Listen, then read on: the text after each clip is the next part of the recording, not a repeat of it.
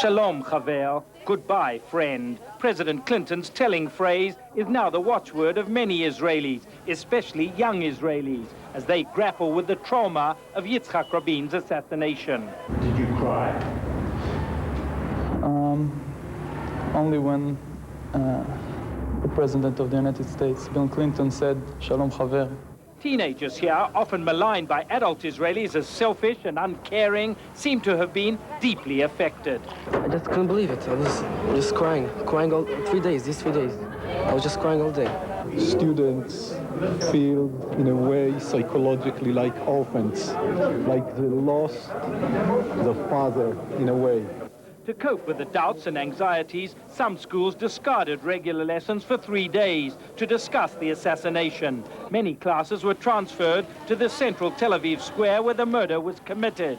They sang peace songs and lit candles, and more candles. They externalized their pain much more than I have expected.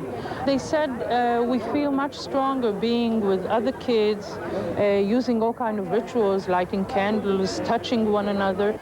At school now, on the surface, it's back to normal, but there are shifts that could be significant. When we visited a high school not far from the square, these were some of the reflections of 11th graders.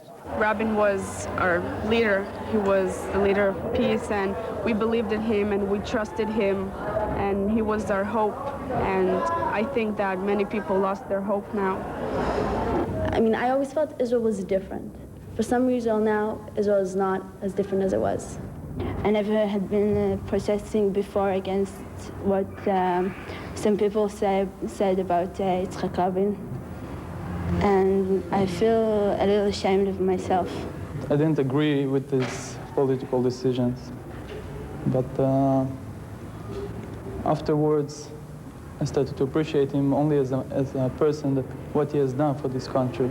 Israeli teenagers, like their parents, are sure their country will never be the same. But that might actually work out to be a positive thing, say some of the students. He was very special to us because, I mean, the peace is, he brought the peace to us, people our age, so when we're adults, we can live in peace, and we won't have to worry about wars. In some strange, ironic way, can help us. We're not anymore the X generation. We care about things now. Around the little memorial candles, middle and secular Israelis and their children are reasserting themselves, challenging the national religious hold on patriotism. This is a milestone. This horrible, horrible tragedy is a milestone. All those children and all those youth are coming up to speak up for him and for what he was doing. When this group of girls had completed their handiwork, the composition read, Yes to Peace. Gerald Kessel, CNN, Tel Aviv.